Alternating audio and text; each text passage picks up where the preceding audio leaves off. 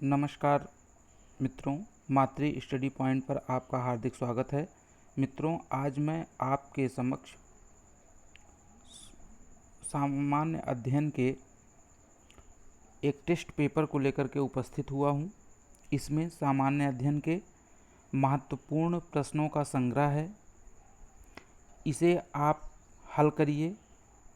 इसका मैं आपको व्याख्यात्मक हल भी बताऊँगा।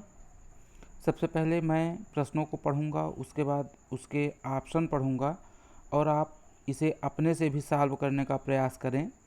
यदि आप इस पूरे वीडियो को देखते हैं और इन सभी प्रश्नों को सॉल्व कर लेते हैं तो निस्संदेह जो है आपको आने वाली समस्त प्रतियोगी परीक्षाओं के लिए यह बहुत ही लाभदायक होगा।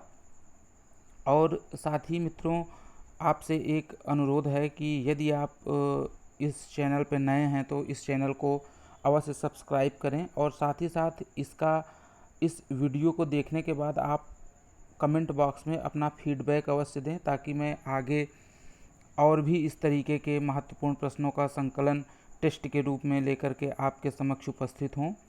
तो आइए सामान्य अध्ययन के महत्वपूर्ण प्रश्नों को हम देखते हैं।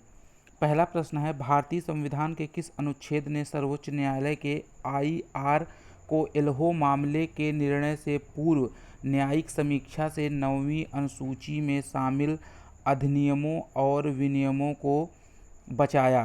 तो इसके ऑप्शन है अनुच्छेद 31A, अनुच्छेद 31B, सी है अनुच्छेद 31C और डी ऑप्शन है अनुच्छेद 31D। तो इसका जो सही जवाब है वह है अनुच्छेद 31B।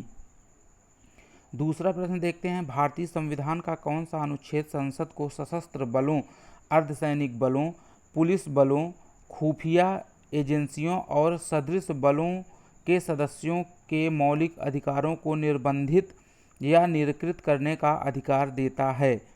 ए ऑप्शन है अनुच्छेद 31, बी है अनुच्छेद 33, सी है अनुच्छेद 34 और डी ऑप्शन है उपयुक्त में से कोई नहीं। तो इसका जो सही आंसर है वह है अनुच्छेद 33। तीसरा प्रश्न है, संविधान के अनुच्छेद 32 के तहत कौन सा निकाय किसी अन्य न्यायालय को याचिका जारी करने के लिए प्राधिकृत कर सकता है? इसका ऑप्शन ए है एक आदेश द्वारा राष्ट्रपति, बी है उच्चतम न्यायालय, सी है अपने राज्यों के भीतर उच्च न्यायालय और डी है एक अधिनियम द्वारा संसद।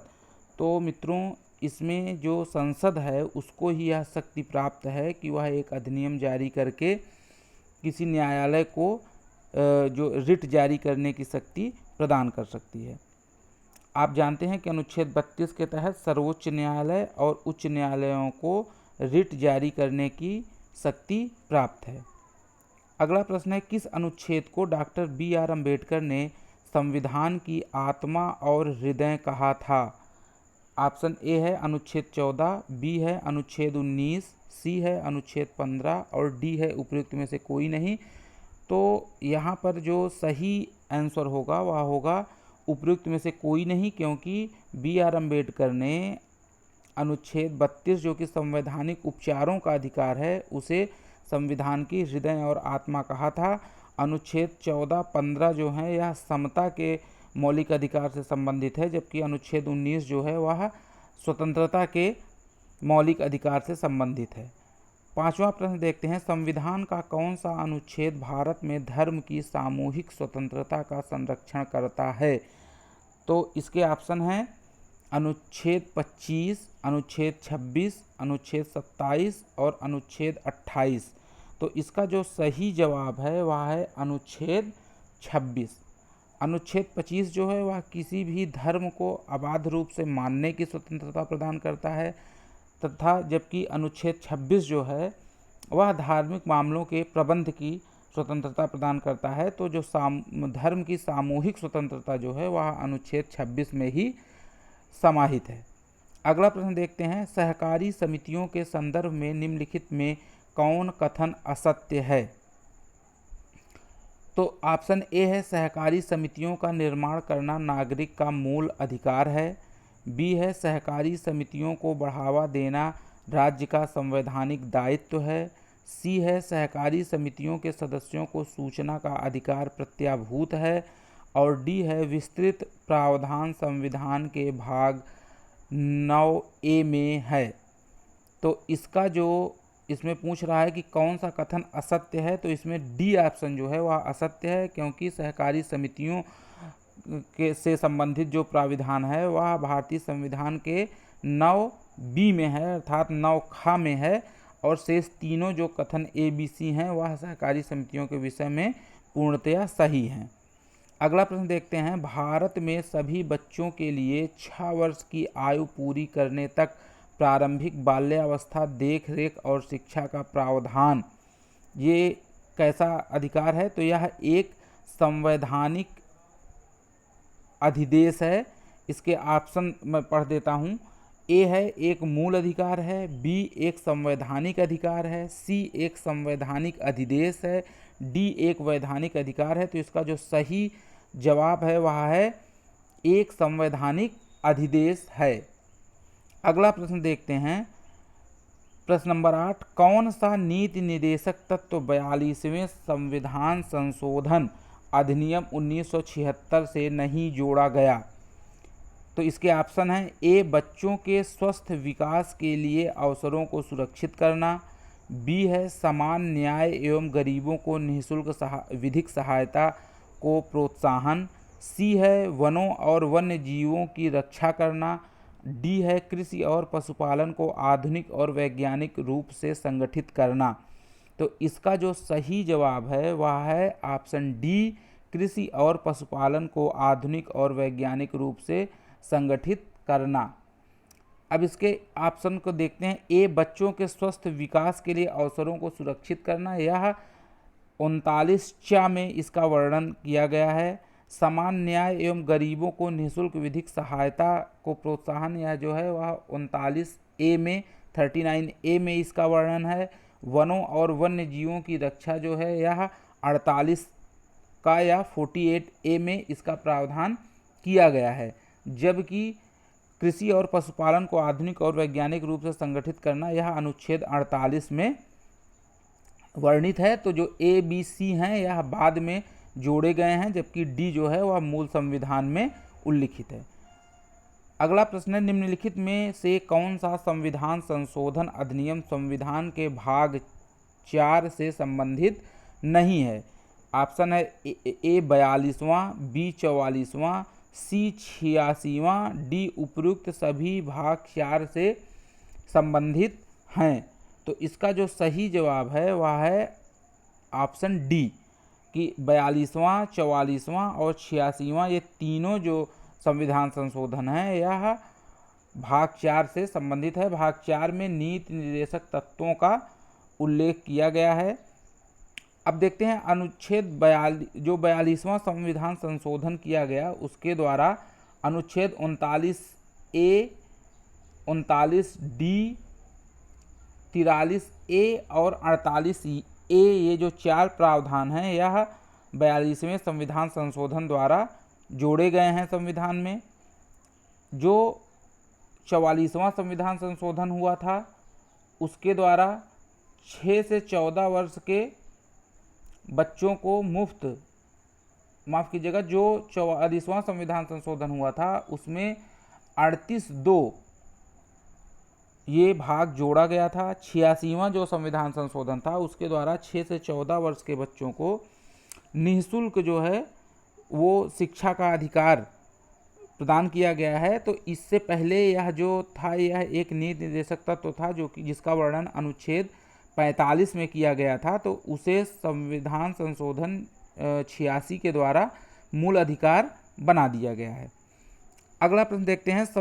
10वां प्रश्न है। संविधान निर्माताओं ने नीति निर्देशक तत्वों को गैर न्याय योग्य और विधिक रूप से गैर प्रवर्तनीय क्यों बनाया? तो ऑप्शन ए है देश में संसाधनों का अभाव, बी है भारत की विविधता, सी है देश का पिछड़ापन और डी है उपयुक्त सभी। तो इसका सही जवाब जो है वह है डी, उपयुक्त सभी। अगला प्रश्न देखते हैं। भारत के राष्ट्रपति पर महाभियोग चलाने के लिए संविधान में क्या आधार उल्लिखित है? ए सिद्ध दुर्व्यवहार, बी अक्षमता, सी संविधान का अतिक्रमण और डी है आचार संहिता का उल्लंघन। तो इसका जो सही उत्तर है वह है सी संविधान का अतिक्रमण करने पर भारत में राष्ट्रपति पर महाभियोग चलाने के लिए संविधान में प्रावधान किया गया है। अगला प्रश्न है, निम्नलिखित शक्तियों में से कौन सी भारत के राष्ट्रपति द्वारा प्रयोग नहीं की जाती है? ऑप्शन ए है वित्तीय शक्तियाँ, बी है न्यायिक शक्तियाँ, सी है राजनयिक शक्तियाँ और डी है व्याख्यात्मक शक्तियाँ। तो इसका जो सही उत्तर है वह है ऑप्शन डी, व्याख्यात्मक शक्तियाँ जो हैं वह राष्ट्रपति द्वारा नहीं प्रयुक्त की जाती हैं, यह सर्वोच्च न्यायालय की शक्ति है, जबकि वित्तीय शक्तियाँ, न्यायिक शक्तियाँ और राजनयिक शक्तियाँ ये जो है राष्ट्रपति के द्वारा प्रयुक्त की जाती हैं। अगला प्रश्न देखते हैं, सर्वोच्च न्यायालय का कूपर वाद निर्णय 1970 संबंधित है। इसके ऑप्शन हैं, ए राष्ट्रपति की अध्यादेश प्रख्यापित करने की शक्ति से, बी किसी संसद सदस्य की निर्भरता संबंधी अध्यक्ष की शक्ति से, सी राज्यपाल द्वारा राष्ट्रपति को रिपोर्ट भेजने की शक्ति से और डी है राष्ट्रपति की सैन्य शक्ति से। तो इसका जो सही उत्तर है वह है ऑप्शन ए, राष्ट्रपति की अध्यादेश प्रख्यापित करने की शक्ति से। अनुच्छेद 123 में राष्ट्रपति की अध्यादेश जारी करने की शक्ति का संविधान में उल्लेख किया गया है। प्रश्न नंबर 14 देखते हैं, सर्वोच्च न्यायालय का डीसी वाधवा वाद निर्णय 1987 संबंधित है। इसके ऑप्शन हैं, ए राज्यपाल की अध्यादेश प्रख्यापित करने की शक्ति से, बी किसी संसद सदस्य की निर्भरता संबंधी अध्यक्ष की शक्ति से, सी राज्यपाल द्वारा राष्ट्रपति को रिपोर्ट भेजने की शक्ति से और डी है राज्यपाल की वित्तीय शक्तियों से। तो इसका जो सही उत्तर है वह है राज्यपाल की अध्यादेश प्रख्यापित करने की शक्ति से। जो डीसी वाधवा वाद है वह संबंधित है और राज्यपाल की जो अध्यादेश प्रख्यापित करने की शक्ति है उसका उल्लेख संविधान के अनुच्छेद 213 में किया गया है। अगला प्रश्न देखते हैं, प्रश्न नंबर 15, संविधान के किस अनुच्छेद के तहत प्रधानमंत्री का कर्तव्य है कि वह संघ के कार्यकलाप के प्रशासन संबंधी जानकारी राष्ट्रपति द्वारा अपेक्षा किए जाने पर उसके समक्ष प्रस्तुत करे? ऑप्शन ए अनुच्छेद 76, बी अनुच्छेद 77, सी अनुच्छेद 78 और डी है अनुच्छेद 79। तो इसका जो सही जवाब है वह है अनुच्छेद 78। अनुच्छेद 78 के अंतर्गत प्रधानमंत्री का यह कर्तव्य है कि वह संघ के समस्त क्रियाकलापों और प्रशासन से संबंधित जानकारी यदि राष्ट्रपति ऐसा अपेक्षा करता है तो उसके समक्ष वह प्रस्तुत करेगा। अनुच्छेद 79 में यह कहा गया है कि संसद जो है वह लोकसभा, राज्यसभा और राष्ट्रपति से मिलकर के बनेगी। अगला प्रश्न देखते हैं 16 नंबर, किस श्रेणी में Prayagraj Kumbh Mela 2019 Guinness world records में शामिल हुआ है? इसके ऑप्शन हैं, ए विशालतम यातायात और भीड़ प्रबंधन योजना, बी पिंट माई सिटी योजना के तहत सबसे वृहद सार्वजनिक स्थलों की चित्रकारी कार्यक्रम, सी सबसे वृहद स्वच्छता एवं अपशिष्ट निपटान तंत्र, डी है उपयुक्त सभी।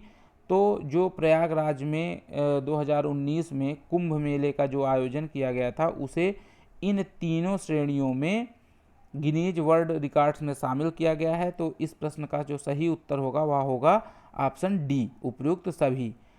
अगला प्रश्न देखते हैं, हाल ही में प्रधानमंत्री द्वारा दीनदयाल हस्तकला संकुल का शुभारंभ कहाँ किया गया?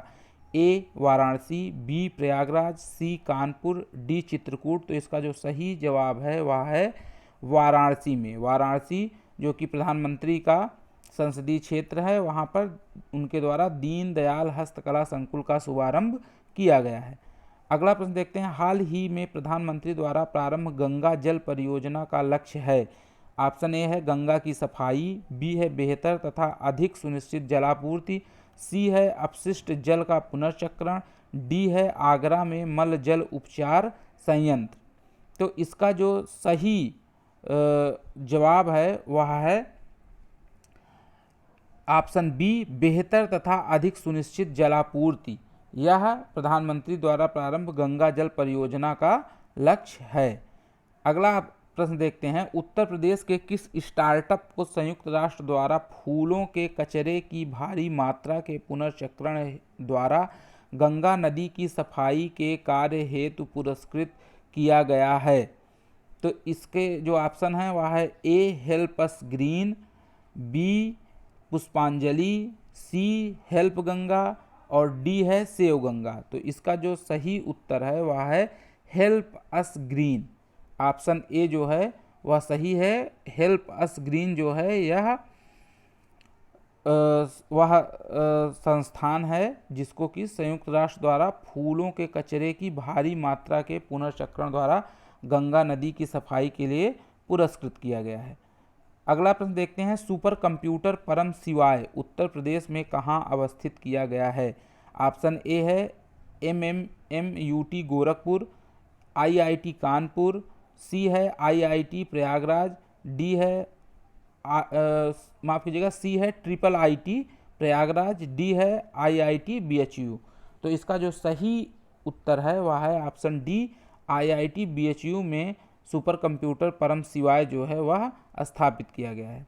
अगला प्रश्न देखते हैं, किस अभ्यारण्य में भारतीय बैगनी मूर मुर्गी जिसे मूरहेन कहा जाता है या बैगनी दलदल मुर्गी जिसे स्वाम्पहेन कहा जाता है आकर्षण का केंद्र बिंदु है? ऑप्शन ए है चंद्रप्रभा वन्यजीव अभ्यारण्य, बी है हस्तिनापुर वन्यजीव अभ्यारण्य, सी है बखीरा अभ्यारण्य, डी है कछुआ अभ्यारण्य। तो इसका जो सही जवाब है वह है ऑप्शन सी बखीरा अभ्यारण्य। अगला प्रश्न देखते हैं, पटना पक्षी विहार अवस्थित है? ऑप्शन ए है गोंडा जिले में, बी है बांदा और चित्रकूट जिलों में, सी है इटावा जिले में और डी है मैनपुरी जिलों में। तो इसका जो सही उत्तर है वह है यह उत्तर प्रदेश के इटावा जिले में अवस्थित है। अगला प्रश्न देखते हैं, निम्नलिखित में से किसने दीपक राग में तानसेन, मेघ राग में बैजू बावरा तथा मालकौस राग में गोपाल नायक को प्रशिक्षित किया? इसके जो ऑप्शन है वह है ए स्वामी रामदास, बी स्वामी हरिदास, सी स्वामी हरिनारायण दास, डी स्वामी नरहरिदास। तो इसका जो सही जवाब है वह है स्वामी हरिदास, बी ऑप्शन इसका सही है। इस प्रश्न में ये तथ्य भी आप याद रखिएगा कि दीपक राग के लिए तानसेन प्रसिद्ध हैं, मेघ राग के लिए बैजू बावरा और मालकौस राग के लिए गोपाल नायक जो हैं ये प्रसिद्ध हैं। अगला प्रश्न देखते हैं, आगरा घराने के जनक कहे जाने वाले सुजान खान किसके दरबारी कवि थे? ऑप्शन ए है अकबर, बी है वाजिद अली शाह, सी है शाहजहां और डी है हुसैन शाह। तो इसका जो सही जवाब है वह है ऑप्शन ए अकबर। तो जो सुजान खान थे यह अकबर के दरबार से संबंधित थे, उनके दरबारी कवि थे और ये आगरा घराने के जनक कहे जाते हैं। अगला प्रश्न देखते हैं, अंग्रेजों द्वारा किए गए निम्नलिखित राजनीतिक समझौतों में से किसमें सत्तांतरित जनपदों के प्रावधान शामिल थे?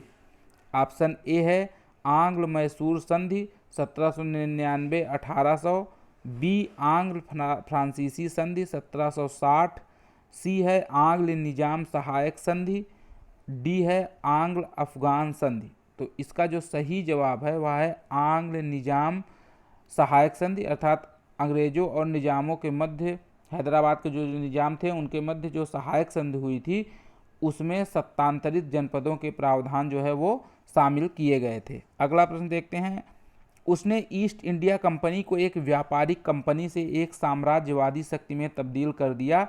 उपयुक्त कथन किसको संदर्भित है?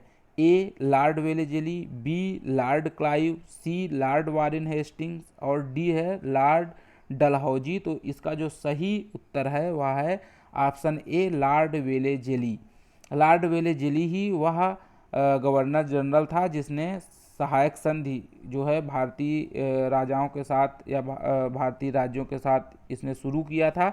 तो इसने जो है साम्राज्य का विस्तार किया।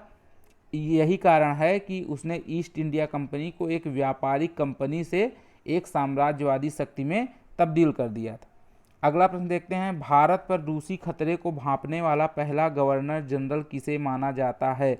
ऑप्शन ए है वारेन हेस्टिंग्स, बी है वेलेस्ली, सी है विलियम बेंटिक और डी है रॉबर्ट क्लाइव। तो इसका जो सही जवाब है वह है सी विलियम बेंटिक। तो विलियम बेंटिक जो थे उन्होंने सर्वप्रथम भारत के वो पहले गवर्नर जनरल थे जिन्होंने भारत पर रूसी खतरे को इन्होंने मापा था।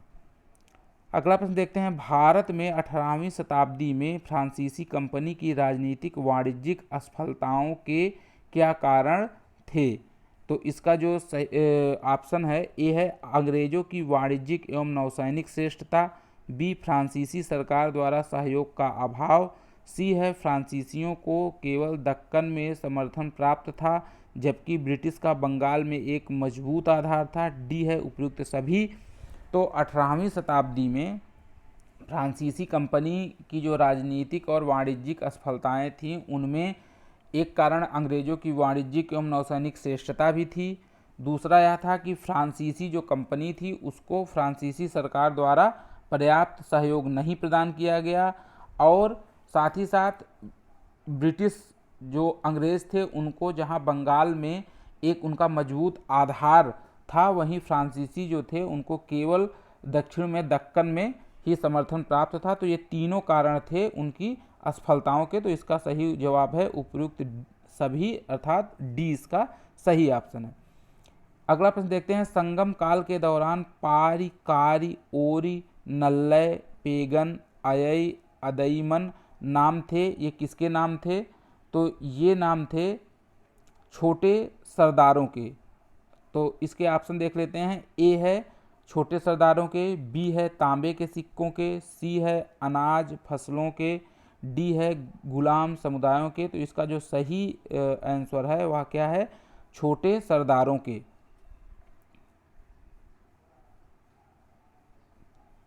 अगला प्रश्न देखते हैं, 30वां प्रश्न है, दक्षिण भारत के इतिहास में अवैयार, नच्चेलियार और कक्कई पडिनियार नाम थे।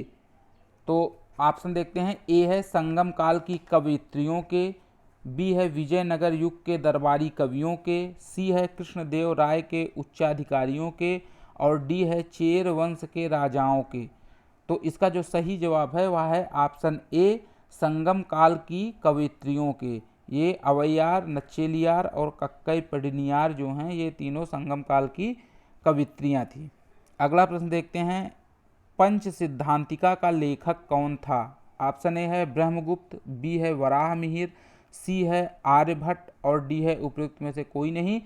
तो जैसा कि आप लोग जानते हैं पंच सिद्धांतिका के जो लेखक हैं वह है वराह मिहिर। तो इसका बी ऑप्शन जो है वो सही है। अगला प्रश्न देखते हैं, शहर के बाजारों से संबंधित गुप्त सूचनाएं अलाउद्दीन खिलजी के समक्ष किसके द्वारा पहुंचाई जाती थी? ऑप्शन ए है सहना ए मंडी, बी है नायब ए रियासत, सी है मुनहियान और डी है आरिजे मुमालिक।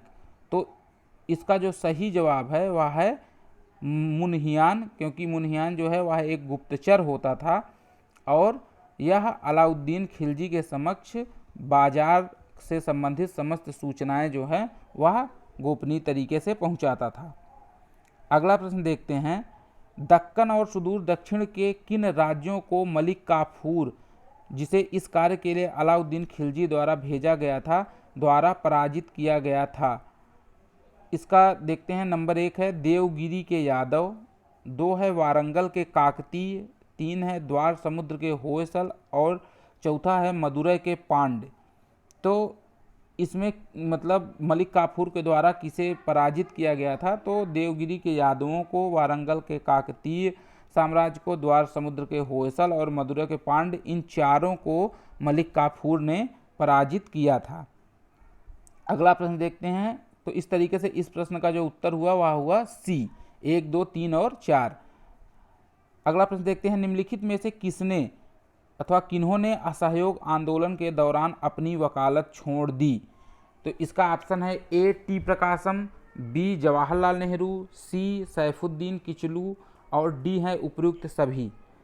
तो इसमें जो असहयोग आंदोलन जो कि 1 अगस्त 1920 को शुरू हुआ था, तो उस दौरान जवाहरलाल नेहरू, टी प्रकाशम, सैफुद्दीन किचलू आदि सभी ने वकालत जो है वह छोड़ दी थी। तो इस तरीके से इस प्रश्न का सही उत्तर जो है वह है ऑप्शन डी उपयुक्त सभी। अगला प्रश्न देखते हैं, मार्च 1857 में कौन मंगल पांडे द्वारा मारा गया या मारे गए? ए ह्यूगसन, बी बाक, सी जॉन सैंडर्स, डी है ए और बी दोनों। तो इसमें 1857 में जो मंगल पांडे द्वारा बैरकपुर में जो विद्रोह हुआ था, उसके बाद मंगल पांडे ने ह्यूगसन एवं बाक दोनों को गोली मार दी थी। तो इस तरीके से इस प्रश्न का जो उत्तर है वह है ऑप्शन डी, ए और बी दोनों। अगला प्रश्न है दी सिपाही म्यूटिनी एंड दी रिबेलियन 1857 का लेखक था? A Karl Marx, B Syed Ahmad Khan, C R C Majumdar और डी है एस सेन। तो इसका जो सही उत्तर है वह है आरसी मजूमदार। आरसी मजूमदार जो हैं दी सिपाही म्यूटनी एंड दी रिबेलियन 1857 नामक इन्होंने पुस्तक लिखी थी।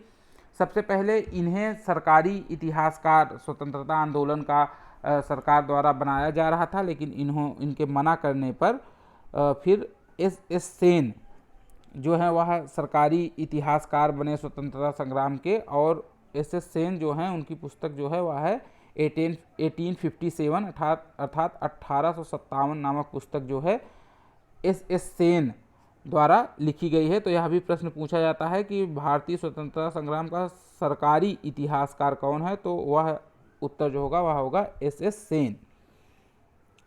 अगला प्रश्न है आधुनिक दिल्ली का या के वास्तुकार कौन थे? A sir Herbert Baker, B sir Edwin Lutyens, C Shobha Singh और डी है ए और बी दोनों।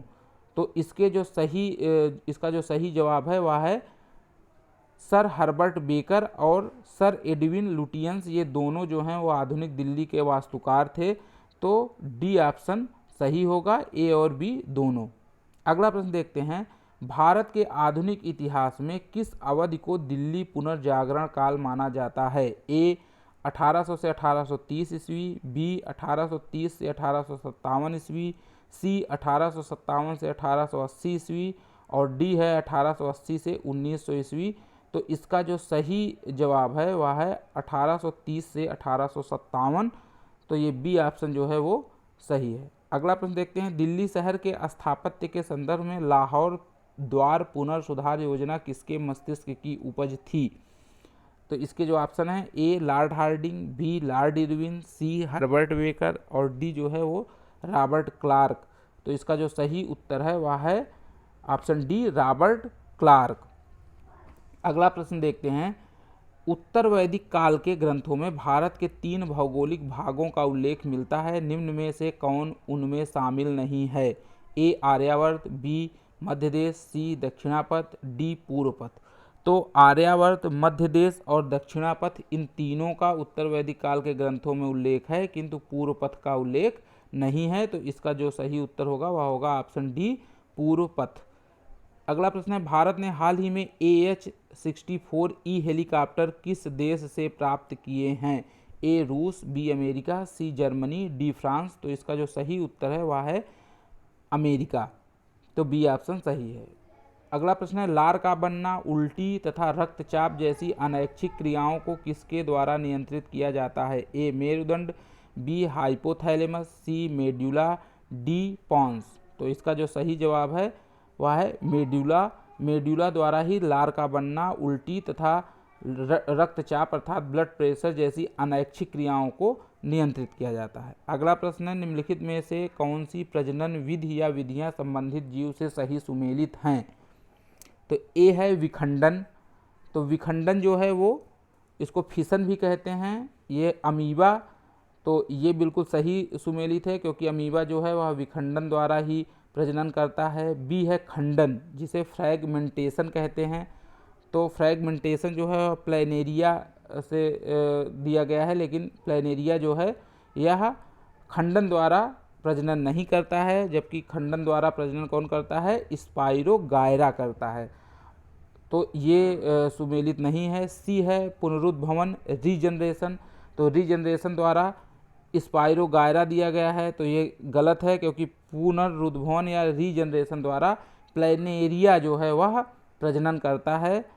और डी ऑप्शन है सभी सही सुमेलित हैं। तो इसमें जो इसका सही उत्तर होगा वह केवल होगा ए विखंडन जो है वह अमीबा जो है विखंडन द्वारा प्रजनन करता है। बी जो है खंडन है तो उससे स्पाइरोगाइरा प्रजनन करता है, और सी जो पुनरुद्भवन रीजनरेशन है उससे प्लानेरिया जो है वह प्रजनन करता है। तो इस प्रश्न का सही उत्तर है वह है ऑप्शन ए। अगला प्रश्न देखते हैं, अगले 5 वर्षों के लिए अंतः विषयक साइबर भौतिक प्रणालियों पर राष्ट्रीय मिशन हेतु कुल कितना परिव्यय निर्धारित किया गया है? ए 2660 करोड़, बी है 3660 करोड़, सी है 4660 करोड़ और डी है 5600 करोड़।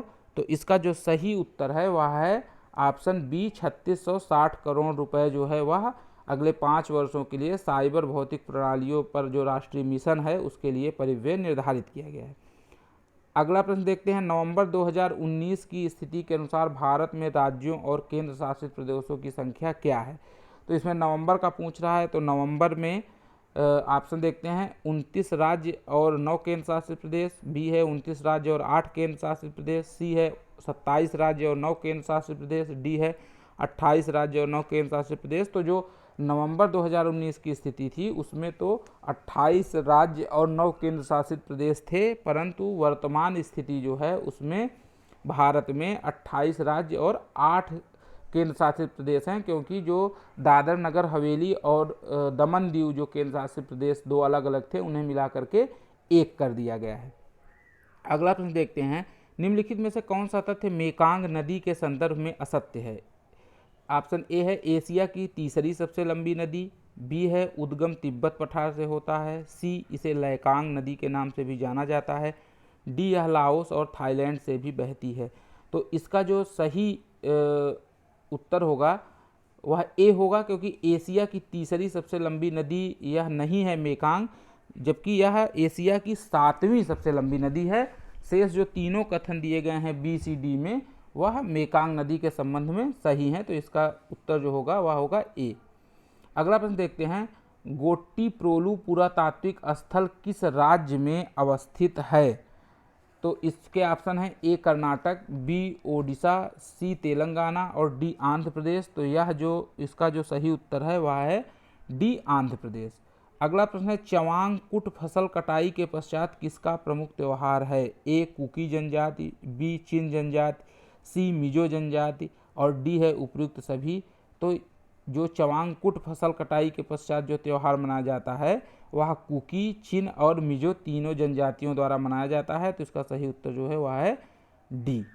अगला प्रश्न है, राष्ट्रीय अपराध रिकॉर्ड ब्यूरो की जेल सांख्यिकी भारत 2017 के अनुसार बड़े राज्यों में से किस राज्य में जेलों में न्यूनतम अध्यावास दर है? ए कर्नाटक, बी केरल, सी तमिलनाडु, डी आंध्र प्रदेश। तो इसमें बड़े राज्यों में न्यूनतम अध्यावास दर पूछ रहा है, तो इसका सही उत्तर जो होगा वह होगा तमिलनाडु। और अगर यह अधिकतम पूछता तो उसका जो है सही जवाब उत्तर प्रदेश होता। उत्तर प्रदेश में सर्वाधिक जो है अध्यावास दर है, जबकि तमिलनाडु में न्यूनतम अध्यावास दर है। तो इसका सही उत्तर सी तमिलनाडु। अगला प्रश्न है, वर्तमान स्थिति के अनुसार हमारी सौर प्रणाली में कितने बौने ग्रहों को आधिकारिक रूप से मान्यता दी गई है?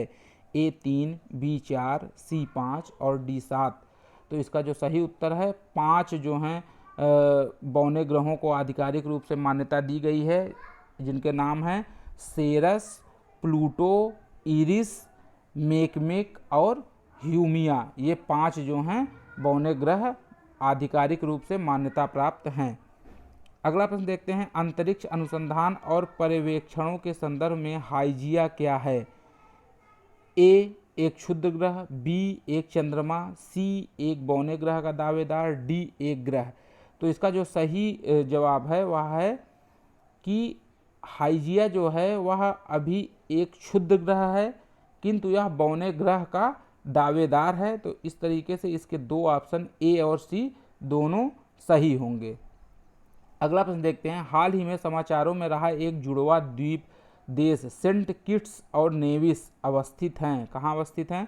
ऑप्शन देखते हैं, ए हिंद महासागर में, बी कैरिबियन सागर में, सी मैक्सिको की खाड़ी में, डी बेरिंग सागर में। तो इसका जो सही उत्तर है वह है कैरिबियन सागर। कैरिबियन सागर में ही जुड़वा द्वीप देश सेंट किट्स और नेविस अवस्थित हैं। अगला प्रश्न देखते हैं, निम्नलिखित में से किस मशीनरी प्रणाली से वायु स्वतंत्र प्रणोदन AIP प्रणाली संबंधित है? ए हवाई जहाज, बी पनडुब्बी, सी GSLV मार्क 3, डी है अग्नि प्रक्षेपास्त्र प्रणाली। तो इसका जो सही उत्तर है वह है पनडुब्बी। पनडुब्बी से जो वायु स्वतंत्र प्रणोदन प्रणाली है वह संबंधित है। अगला प्रश्न देखते हैं, विज्ञान एवं औद्योगिक अनुसंधान परिषद CSIR ने हाल ही में देश भर की विभिन्न आबादियों से 1008 भारतीयों का संपूर्ण जीनोम अनुक्रमण संपन्न किया है।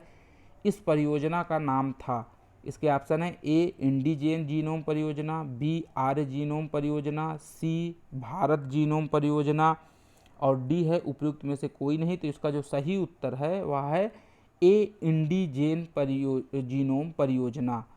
तो इंडिजेन जीनोम परियोजना के द्वारा देश भर की विभिन्न आबादियों से 1008 भारतीयों का संपूर्ण जीनोम अनुक्रमण जो है वह संपन्न किया गया है। अगला प्रश्न देखते हैं, सैन्य अभ्यास शक्ति का आयोजन किन दो देशों के बीच हुआ? ए भारत और ब्रिटेन, बी भारत और फ्रांस, सी भारत और जर्मनी, डी उपयुक्त में से कोई नहीं। तो जो सैन्य अभ्यास शक्ति है इसका जो आयोजन है वह भारत और फ्रांस के मध्य किया जाता है। अगला प्रश्न देखते हैं, 2012 का केप टाउन समझौता CTA किस अंतर्राष्ट्रीय संगठन कन्वेंशन से संबंधित है? इसके ऑप्शन है ए अंतर्राष्ट्रीय श्रम संगठन, बी अंतर्राष्ट्रीय सामुद्रिक संगठन, सी विश्व व्यापार संगठन, डी UNFCCC। तो इसका जो सही उत्तर है वह है अंतर्राष्ट्रीय सामुद्रिक संगठन। इससे जो है 2012 का केप टाउन समझौता संबंधित है। अगला प्रश्न देखते हैं, क्षेत्रीय आतंक रोधी संरचना रैट्स किस क्षेत्रीय समूह या अंतर्राष्ट्रीय संगठन से संबंधित है? ए आसियान, बी बिम्स्टेक, सी OECD और डी है SCO। तो इसका जो सही उत्तर है वह है SCO अर्थात संघाई सहयोग संगठन से जो है यह क्षेत्रीय आतंकरोधी संरचना, जिसे संक्षिप्त रूप में रैट्स कहा जाता है, यह SCO से संबंधित है। इसके बाद अगला प्रश्न देखते हैं, भारत के किस भौगोलिक क्षेत्र में हुलाक गिबन देखा जा सकता है? ए उत्तर प्रदेश का तराई क्षेत्र, बी उत्तर पूर्वी भारत, सी उत्तराखंड का पहाड़ी क्षेत्र, डी नीलगिरी पहाड़ियाँ। तो इसका जो सही उत्तर है वह है उत्तर पूर्वी भारत। तो उत्तर पूर्वी भारत के जो राज्य हैं वहाँ पर खासकर असम और अरुणाचल प्रदेश, इन राज्यों में हुलाक गिबन जो है वह देखा जा सकता है। अगला प्रश्न देखते हैं, भारत में पाए जाने वाले एशियाई शेरों के संरक्षण स्तर के साथ निम्नलिखित में से किसका संबंध नहीं है? नहीं है पे विशेष ध्यान दीजिएगा। ए वन्यजीव संरक्षण अधिनियम 1972 की सूची 1, बी साइट्स की सारणी 1, सी IUCN की लाल सूची में विलुप्त प्राय, डी उपयुक्त में से कोई नहीं। तो ये जो तीनों हैं यह एशियाई शेरों से संबंधित हैं, उनके संरक्षण से संबंधित हैं, ABC। तो इसका जो सही उत्तर होगा वह होगा डी उपयुक्त में से कोई नहीं। अगला प्रश्न देखते हैं, ओलिव रिडले सागरी कछुए किस जल निकाय में व्यापक रूप से पाए जाते हैं? ए वुलर झील, बी कोलेरू झील, सी गहिर माथा समुद्री अभ्यारण्य, डी जो है वह है भीतरकनिका मैंग्रोव। तो इसका जो सही जवाब है वह है गहिर माथा समुद्री अभ्यारण्य। ओलिव रिडले सागरी कछुए जो हैं वो गहिर माथा समुद्री अभ्यारण्य में व्यापक रूप से पाए जाते हैं। अगला प्रश्न है, निम्नलिखित उपकरणों में से कौन सा चंद्रयान 2 मिशन का भाग नहीं था? ए एक ऑर्बिटर, बी एक लैंडर, सी एक क्रू मॉडल, डी एक रोवर। तो इसका जो सही उत्तर है वह है एक क्रू मॉडल, क्योंकि ऑर्बिटर, लैंडर और रोवर जो है वह चंद्रयान 2 से संबंधित हैं, जबकि क्रू मॉडल इसमें शामिल नहीं था। तो इसमें जो रोवर था उसका नाम था प्रज्ञान, जो लैंडर था उसका नाम था विक्रम। आगे देखते हैं अगला प्रश्न, समानव अंतरिक्ष मिशन निम्नलिखित देशों में से किसके द्वारा अब तक प्रक्षेपित नहीं किया गया है? ए USA, बी जापान, सी रूस, डी चीन। तो अमेरिका, चीन और रूस ने अभी तक मानव सहित जो है अंतरिक्ष मिशन भेजा है, जबकि जापान इस श्रेणी में अभी शामिल नहीं है। तो इसका सही उत्तर होगा बी, जापान। अगला प्रश्न देखते हैं, समानव अंतरिक्ष उड़ान HSF मिशन गगनयान में शामिल महत्वपूर्ण प्रौद्योगिकियां हैं। A, orbital module, B, crew escape system, C, deceleration and flotation system, 4 है क्रू मॉड्यूल, 5 है थर्मल प्रोटेक्शन सिस्टम, 6वां है re entry and recovery system. तो ये जो सारे हैं यह गगनयान से संबंधित हैं, तो इसको आप याद कर लीजिएगा। तो इसका जो सही उत्तर होगा वह होगा ऑप्शन डी। अगला प्रश्न है, हाल ही में लूनर इवैक्यूएशन सिस्टम असेंबली लीसा जिसे कहते हैं किसके द्वारा विकसित की गई है? तो ए है नासा, बी इसरो, सी यूरोपीय अंतरिक्ष एजेंसी, डी जापानी अंतरिक्ष एजेंसी। तो इसका जो सही उत्तर है वह है यूरोपीय अंतरिक्ष एजेंसी। तो लूनर इवैक्यूएशन सिस्टम असेंबली जो है यूरोपीय अंतरिक्ष एजेंसी द्वारा विकसित की गई है। अगला प्रश्न देखते हैं, भारत फ्रांस संयुक्त नौसैनिक अभ्यास का नाम क्या है? ए शिशिर, बी अरुण, सी वरुण, डी इंद्र। तो इसका जो सही जवाब है वह है सी वरुण।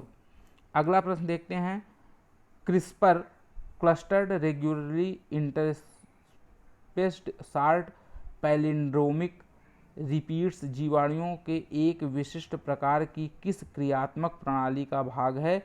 ए श्रवण प्रणाली, बी श्वसन प्रणाली, सी प्रतिरोधी प्रणाली, डी पुनरुत्पादक प्रणाली। तो इसका जो सही उत्तर है वह है सी प्रतिरोधी प्रणाली से क्रिस्पर जो है वह संबंधित है। अगला प्रश्न देखते हैं, कौन सा संगठन वैश्विक खाद्य सुरक्षा सूचकांक जारी करता है? ए विश्व बैंक, बी IFPRI, सी इकोनॉमिस्ट इंटेलिजेंस यूनिट और डी है UNDP। तो इसका जो सही जवाब है वह है इकोनॉमिस्ट इंटेलिजेंस यूनिट। यह जो है वैश्विक खाद्य सुरक्षा सूचकांक जारी करता है। अगला प्रश्न देखते हैं, निम्नलिखित कथनों पर विचार कीजिए। वैश्विक स्तर पर भारत कच्चे इस्पात का दूसरा सबसे बड़ा उत्पादक है। दूसरा है, भारत परिष्कृत इस्पात का तीसरा सबसे बड़ा उपभोक्ता है। इसके ऑप्शन हैं, कह रहा है कि उपयुक्त में से कौन से सही कथन है? तो ए केवल 1, बी केवल 2, सी 1 और 2 दोनों, डी ना तो 1 और ना ही 2। तो इसका जो सही उत्तर है वह है ऑप्शन सी 1 और 2 दोनों। तो वैश्विक स्तर पर भारत कच्चे इस्पात का दूसरा सबसे बड़ा उत्पादक है और परिष्कृत इस्पात का यह तीसरा सबसे बड़ा उपभोक्ता भी है। अगला प्रश्न देखते हैं, 31 अक्टूबर 2019 की स्थिति के अनुसार भारत की कुल विद्युत उत्पादन क्षमता में नवीकरणीय ऊर्जा स्रोतों का हिस्सा कितना है? ए 10.2%, बी 12.7%, सी 16.3%, डी 22.8%। तो इसका सही उत्तर जो है वह है 22.8% हिस्सा जो है वह नवीकरणीय ऊर्जा स्रोतों का है। अब अगर नवीकरणीय ऊर्जा स्रोतों की बात करें तो इसमें जो है वह तापीय ऊर्जा का हिस्सा जो है 62.9% है। हाइड्रो अर्थात जल विद्युत का जो योगदान है 12.4% है और न्यूक्लियर अर्थात जो परमाणु ऊर्जा है या नाभिकीय ऊर्जा जो है उसकी जो हिस्सेदारी है वह 1.9% है। तो यह भी परीक्षा के लिए बहुत ही महत्वपूर्ण है, इसे आप याद रखिएगा। अगला प्रश्न देखते हैं, नीति आयोग द्वारा जारी SDG इंडिया इंडेक्स 2018 में उत्तर प्रदेश को निम्नलिखित में से किस श्रेणी में रखा गया है? ए आकांक्षी। तो इस प्रश्न को हम स्किप कर देते हैं क्योंकि यह अब महत्वपूर्ण नहीं रह गया है करंट की दृष्टि से। तो आगे हम देखते हैं, मानव पूंजी सूचकांक किस संगठन के द्वारा जारी किया जाता है? ए विश्व bank, B world economic forum, C UNDP, D economist intelligence unit. तो इसमें जो सही उत्तर है वह है विश्व बैंक। तो विश्व बैंक द्वारा मानव पूंजी सूचकांक जो है वह जारी किया जाता है। अगला प्रश्न देखते हैं,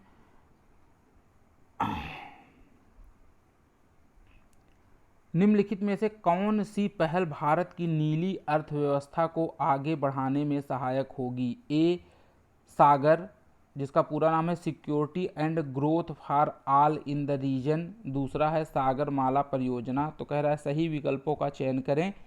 तो इसमें दोनों जो है सागर और सागरमाला परियोजना, यह दोनों ही जो योजनाएं हैं वह नीली अर्थव्यवस्था जिसे ब्लू इकोनॉमी कहते हैं, अर्थात समुद्री जो संसाधन हैं उनके माध्यम से अर्थव्यवस्था को विकसित करने के लिए सागर और सागरमाला दोनों परियोजनाएं जो हैं वह भारत सरकार द्वारा लॉन्च की गई है। तो यह दोनों ही जो योजनाएं हैं, सागरमाला परियोजना के तहत बंदरगाहों को जो है वह सड़क मार्ग से जोड़ा जा रहा है। तो ये दोनों योजनाएं जो हैं वह ब्लू इकोनॉमी को आगे बढ़ाने में सहायक होंगी। अगला प्रश्न देखते हैं, किसे भारतीय सांख्यिकी प्रणाली का जनक माना जाता है? A Jayant Kumar Ghosh, B C R Rao, C K C Sreedharan और डी है पी सी महालनोबिस। तो इसका जो सही उत्तर है वह है पी सी महालनोबिस जो हैं इनको भारतीय सांख्यिकी प्रणाली का जनक माना जाता है। तो दोस्तों ये आज लगभग 70 प्रश्न जो हैं, कुछ 2-3 प्रश्नों को स्किप किया गया है, तो मुख्यतः ये मान के चलिए कि आज 70 प्रश्न जो हैं उसको इस वीडियो में मेरे द्वारा शामिल किया गया है। और इस वीडियो को आप पूरा देखिए, बार बार देखिए। आगामी जो भी परीक्षाएं हैं, चाहे वह यूपी पीसीएस की परीक्षा कोई भी हो, खंड शिक्षा अधिकारी की हो या आरओ की परीक्षा हो, सभी परीक्षाओं के लिए यह बहुत ही महत्वपूर्ण प्रश्नों का जो संकलन है वह मेरे द्वारा प्रस्तुत किया गया है।